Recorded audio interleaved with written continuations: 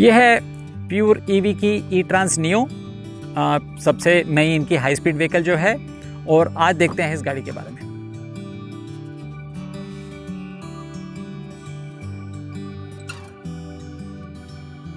तो गाड़ी के बारे में बात करते हैं।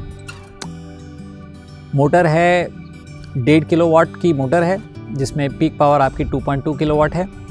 मोटर IP67 रेटेड है, यानी कि आप पानी में ले जाओगे तो भी तकलीफ नहीं होनी चाहिए। बैटरी 2.5 किलोवाट आवर की बैटरी, मतलब जितनी भी हम लोग ने अभी तक गाड़ियाँ टेस्ट की है उसमें से सबसे ज़्यादा बड़ी बैटरी शायद इसी गाड़ी में हमने देखी है, एथर और चेतक को छोड़ करके ऑफ कोर्स। बैटरी 60 वोल्ट की 40 एम्पियर आवर की बैटरी है। और वाकई में मतलब बड़ी बैटरी होने का सबसे बड़ा फ़ायदा होता है बड़ा रेंज। तो हम लोग के ट्रायल में, जैसे कि आपने पुराने एक वीडियो में देखा होगा, 125 किलोमीटर की रेंज हम इस गाड़ी पे रियल लाइफ ड्राइविंग साइकिल में लेके आ चुके हैं। और अगर आप कंजर्वेटिवली चलाएंगे लेवल 1 पे तो आराम से आप 150 तक भी शायद पहुंच पाएँ इस पर। तो अनडाउटेडली जो सबसे बढ़िया बात गाड़ी की ये है उसका रेंज है।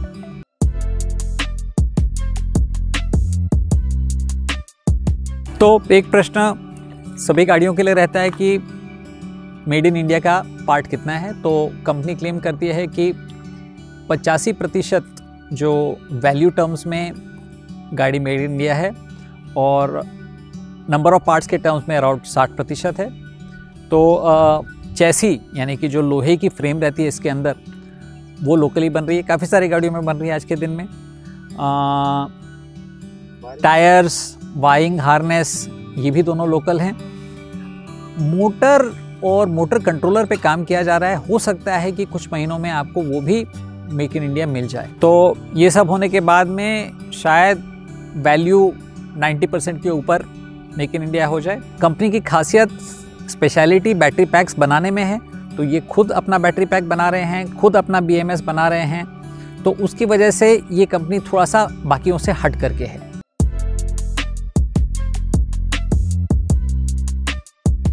डिज़ाइन के मामले में लुक्स ठीक ठाक हैं।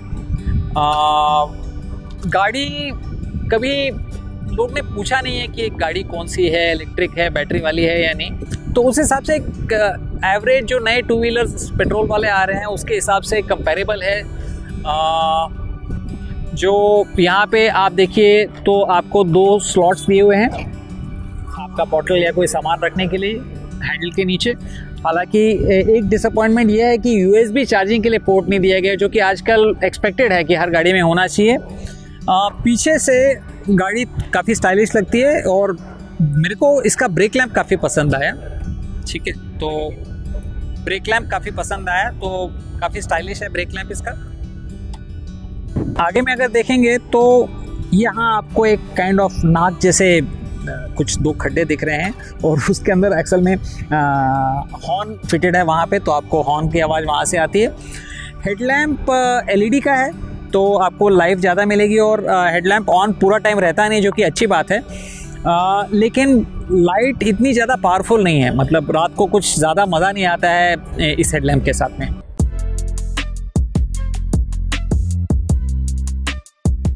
जैसे आप गाड़ी ऑन करते हैं तो आपको 5 सेकंड के लिए टोटल ओडोमीटर की रीडिंग दिखती है। ये देखिए 631 किलोमीटर गाड़ी चल चुकी है, लेकिन 5 सेकंड बाद आपका ट्रिप मीटर पे आ जाता है। तो ये एक कॉमन फीचर है गाड़ियों में, जो कि ठीक है। मतलब आपको अगर रेंज टेस्ट करनी होती है तो आपको ओडोमीटर रीडिंग याद रखना ज़रूरी है, क्योंकि हर ट्रिप के बाद में ये ट्रिप मीटर रीसेट हो जाता है। देखेंगे कि यहाँ पे आपका इंडिकेटर है बैटरी का SOC का। इस समय करीब 75% SOC है हमारे पास में। SOC अभी भी वोल्टेज बेस्ड है, लेकिन काफ़ी स्टेबल है। शायद बैटरी बड़ी होने की वजह से इसमें स्टेबिलिटी आती है, तो इतना ज़्यादा जंप नहीं करता है। एक आध बार जंप हो जाता है जब आप एक्सेलरेट करते हो, लेकिन उससे ज़्यादा नहीं होता है। तो होपफुली कंपनी इसके ऊपर थोड़ा सा इम्प्रूवमेंट करेगी।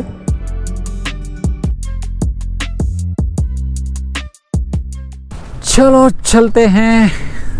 1 2 3 4 5 हॉर्स पावर हमारे सामने आज खड़े हुए हैं और हम जा रहे हैं 1500 वॉट की मोटर के साथ में, जो कि रफली 2 हॉर्स पावर के जैसे होता है। anyway, तो मोटर्स में 2 पावर रेटिंग होती हैं। एक पीक पावर होती है जो कि करीब 2200 वाट है इस गाड़ी में, और एक कंटिन्यूस पावर की होती है। हम लोग चल रहे हैं लेवल 1 पे। देख रहे हैं आप स्पीड लेवल 1 पे लिमिट किया हुआ है 34-35 के आसपास। Suspension could have been slightly better, थोड़े से झटके लगते हैं, लेकिन एक्सेलरेशन लाजवाब। मतलब अभी हम लेवल 1 पे चल रहे हैं, अभी थोड़ी सी कंजेस्टेड एरिया आ गई है, उससे हम जानबूझ के खड्डों में लेके जा रहे हैं गाड़ी को।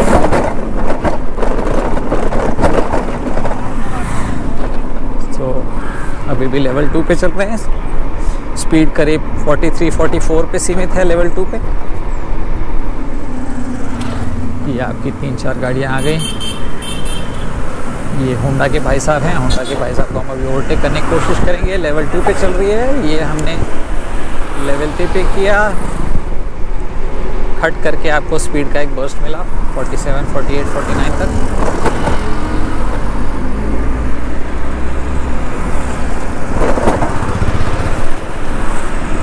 सामने वाले एक्टिवा के भाई साहब हैं, इनको भी हम कोशिश करते हैं। नहीं, एक्टिवा नहीं, ये जुपिटर है, सबसे ज़्यादा बिकने वाली टीवीएस की गाड़ी। इनको भी हमने ओवरटेक कर लिया, कोई दिक्कत नहीं। चलिए अब हम डाउनहिल टॉप स्पीड टेस्ट शुरू करते हैं। 1001, 1002, 1003, 1004, 1005, 1000 5 सेकेंड में 1008, 1009, 9 सेकेंड में आपकी 54-55 की जो है स्पीड पहुंच गई। और अब गाड़ी को हम लेवल 3 पे ले रहे हैं और स्पीड टेस्ट शुरू कर रहे हैं। 1001, 1002, 1003, 1004, 1005, 1006, 1007, 1008, 1009, 1010, 1011, 1012। रफली 12 सेकेंड में हम अपनी टॉप स्पीड पहुंच गए। करीब 6-7 सेकेंड लगे थे 40 की स्पीड पहुंचने के लिए। और ये थोड़ी सी चढ़ाई है तो टॉप स्पीड अपनी 52-53 तक ही लिमिटेड रही। फ्लैट रोड पे आपको करीब 55-58 के आसपास स्पीड मिल जाती है।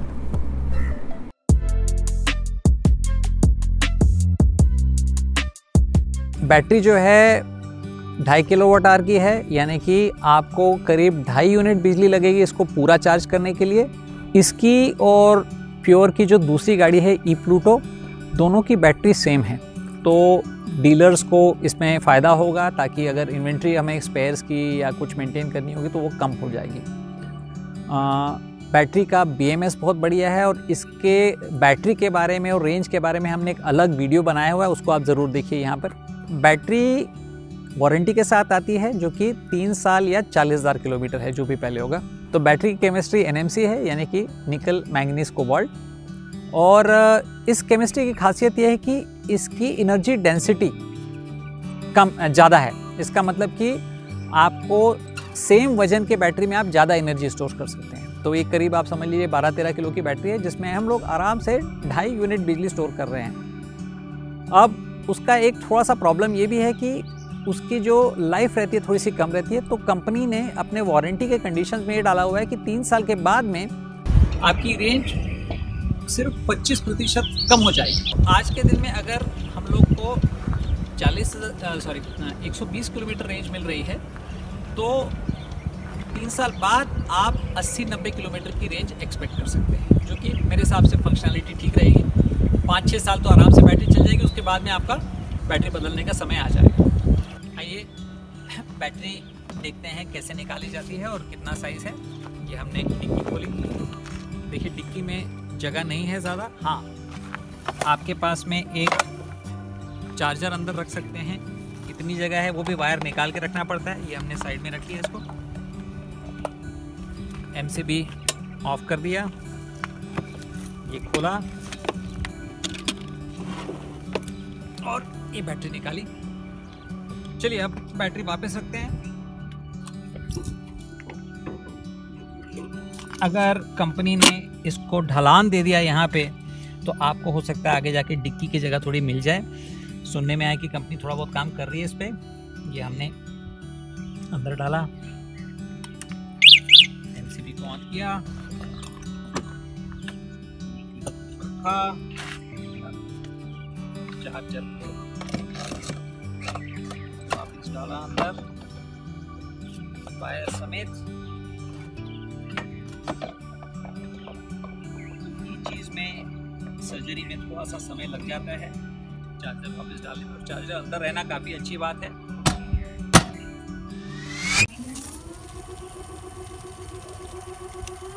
मोटू है, मोटरी मोड 1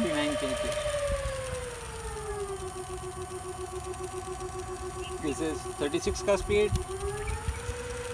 ये हो गया 48 का स्पीड और ये हो गया 59 का स्पीड। तो ये तो ज़ीरो लोड पे स्पीड्स हैं, तो ऑब्वियसली लोड के साथ में स्पीड्स कम ही हो जाते हैं।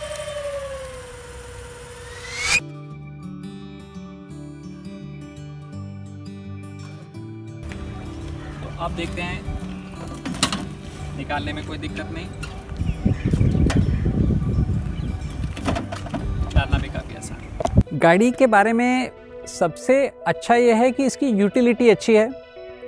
आप को मैं एक एग्जांपल देता हूँ। मेरे वाइफ एक पैथोलॉजिस्ट है और उनके टेक्नीशियंस जो हैं उनको होम कलेक्शन करने के लिए, सैंपल्स कलेक्ट करने के लिए काफ़ी बार घूमना पड़ता है। तो दिन में करीब रफली उनके 100 किलोमीटर रनिंग होती है और क्योंकि 100 किलोमीटर रनिंग होती है तो डिस्टेंसेस ज़्यादा हैं, रोड्स भी थोड़े खाली हैं उस एरिया के, पिंपरी के, तो उनको भी टॉप स्पीड भी चाहिए, उनको रेंज भी चाहिए, ठीक है, और उनके कॉस्ट भी उनको कंट्रोल में चाहिए।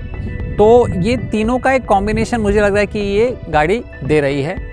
आपको 100 किलोमीटर का रेंज मिल रहा है मिनिमम, 50-60 की 50-55 की टॉप स्पीड मिल रही है और 80,000 में गाड़ी आ रही है। तो इन अ वे एक बहुत अच्छा सलूशन है उन लोगों के लिए जिनकी रनिंग थोड़ी ज़्यादा होती है और वो लोग भी प्राइस सेंसिटिव ज़्यादा रहते हैं, क्योंकि आज के दिन में आप पेट्रोल के दाम देख लीजिए, 100 रुपये पर लीटर के आसपास टच कर रहे हैं, हो सकता है ज़्यादा भी चले जाएँ। तो उस समय जो भी लोग ज़्यादा ड्राइविंग कर रहे हैं, ठीक है, उनके लिए बहुत फ़र्क पड़ता है। दिन का आप आराम से इस पर 100 रुपये बचा सकते हो, 200 रुपये शायद बचा सकते हो, डिपेंडिंग ऑन योर रनिंग। तो right product, right place, right time वाली गाड़ी है ये। एक चीज़ है जो हमें कई बार हम लोग फीडबैक देते हैं, बाकी आप लोगों ने भी चैनल पे फीडबैक दिया हुआ है कि इन गाड़ियों में थोड़ा सा अगर डिक्की की जगह मिल जाए तो यूटिलिटी बढ़ेगी। बैटरी को अगर अपन थोड़ा सा लिटा सकते हैं, थोड़ा सा टेढ़ा कर सकते हैं, तो सीट के नीचे जो डिक्की है उसमें हमें जगह मिल जाएगी। तो वो एक चीज़ है जो कंपनी को ज़रूर करना चाहिए। थोड़ा सा कंट्रोलर के सॉफ्टवेयर में फाइन ट्यूनिंग हो सकती है। एक्सेलरेशन अच्छा है, कभी कभी स्पेशली 0 to 20 के रेंज में थोड़े से झटके लगते हैं, तो शायद उसकी ट्यूनिंग की जा सकती है। ब्रेकिंग सिस्टम ठीक ठाक है, थोड़ा सा इम्प्रूवमेंट कर दिया तो चलेगा, बट अदरवाइज लुक्स के मामले में बढ़िया है। हाँ, सस्पेंशन में भी थोड़ी सी ट्यूनिंग की जा सकती है। और जहाँ रास्ते ख़राब होते हैं वहाँ पे गाड़ी का कंफर्ट फैक्टर थोड़ा कम हो जाता है। थोड़ा सा सस्पेंशन अगर फाइन ट्यून करके ख़राब रास्तों के लिए, इतने ख़राब भी नहीं, मतलब जो आप पॉट होल्स देखते हैं, जैसे हम लोग ने थोड़ा वीडियो में भी दिखाया था आपको थोड़ी देर पहले, तो सस्पेंशन पे ऊपर थोड़ा बहुत काम किया जा सकता है। छोटी सी चीज़ है, हमने पहले भी एक आध वीडियो में मेंशन किया हुआ है कि जो सेंटर स्टैंड है उसका जो स्प्रिंग का स्टिफनेस है, अगर वो बढ़ा दिया जाए तो जो थोड़ी खड़खड़ आवाज़ बीच बीच में आती रहती है वो कम हो जाएगी। तो वो तो कंपनी शायद बड़े आराम से कर सकती है। मार्केटिंग के परिभाषा में परचेज इंटेंट नाम की एक चीज़ होती है। जब आप सर्वे कर रहे होते हैं तो कंज्यूमर को आप पूछते हैं आपका इंटेंशन टू बाय क्या है, आपको एक 1 to 5 के स्केल पे रेट करना होता है। तो मेरे लिए इस गाड़ी का परचेज इंटेंट 4.5 के आसपास है, ठीक है। तो लवली फंक्शनल गाड़ी, मेरा जो बैकग्राउंड है फंक्शनैलिटी वाला उसके साथ मैच करती है, और शायद आपको ये गाड़ी मेरे गैराज में थोड़े सालों बाद दिखे।